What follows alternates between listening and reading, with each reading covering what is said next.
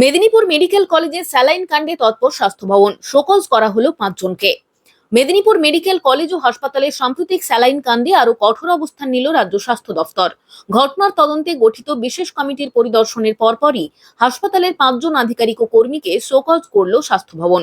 হাসপাতাল সূত্রে জানা গেছে, যাদের শোকজ করা হয়েছে তাদের মধ্যে রয়েছেন একজন সিস্টার ইনচার্জ, একজন staff nurse, additional medical superintendent, assistant হাসপাতাল সুপারিনটেন্ডেন্ট এবং স্টোর ইনচার্জ। সূত্রের খবর, স্যালাইন বিতর্কের জেরে ইতিমধ্যে স্বাস্থ্যমন্ত্রীর কাছে একটি প্রাথমিক রিপোর্ট জমা পড়েছে। হাসপাতালে সেন্ট্রাল স্টোর থেকে শুরু করে ওয়ার্ডে রোগীদের শরীরে স্যালাইন পুশ করা পর্যন্ত যে সম্পূর্ণ ডিস্ট্রিবিউশন চেইন বা সরবরাহ ব্যবস্থা রয়েছে, তার সঙ্গে যুক্ত দায়িত্বপ্রাপ্তদের অবহেলার কারণেই এই পদক্ষেপ বলে জানা যায়। তদন্তকারী দলের পক্ষ থেকে জানানো হয়েছে, শোকজ পাওয়া 5 জনের উত্তর খতিয়ে দেখার পরেই স্বাস্থ্যমন্ত্রীর কাছে এই ঘটনার একটি পূর্ণাঙ্গ ও চূড়ান্ত রিপোর্ট জমা দেওয়া হবে।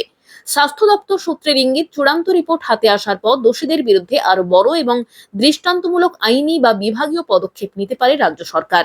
এই ঘটনার জল কতদূর গড়ায় এবং তদন্তের ভিত্তিতে শেষ পর্যন্ত কাদের বিরুদ্ধে শাস্তিমূলক ব্যবস্থা নেওয়া হয়, এখন সেদিকেই নজর ওয়াকিবহাল মহলের।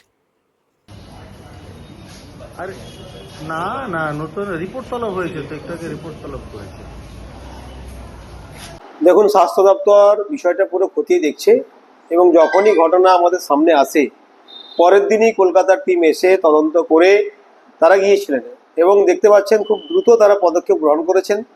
5 জনকে শোকজ করা হয়েছে এবং পুরোপুরি কিভাবে এটা ঘটনা ঘটলো, কেনই বা ঘটলো, কারা যুক্ত আছে, তার জন্য 5 জনকে উত্তর চাওয়া হয়েছে। তো এটাই হচ্ছে আমাদের সরকারের যে স্টেপ, সেটা দ্রুত যে হয় তার একটা দৃষ্টান্ত এবং আমরা সবাই আশাবাদী যে যারা যারা দোষী তারা শাস্তি পাবে এবং যেভাবে তদন্ত এগোচ্ছে সেটা অত্যন্ত প্রপার ওয়েতে এগোচ্ছে এবং আমাদের পুরো হেলথ ডিপার্টমেন্ট, আমাদের হেলথ মিনিস্টার, তারা সবাই এটাকে নজর রাখছেন এবং সেই জন্যই 5 জনকে শোকজ করা হয়েছে।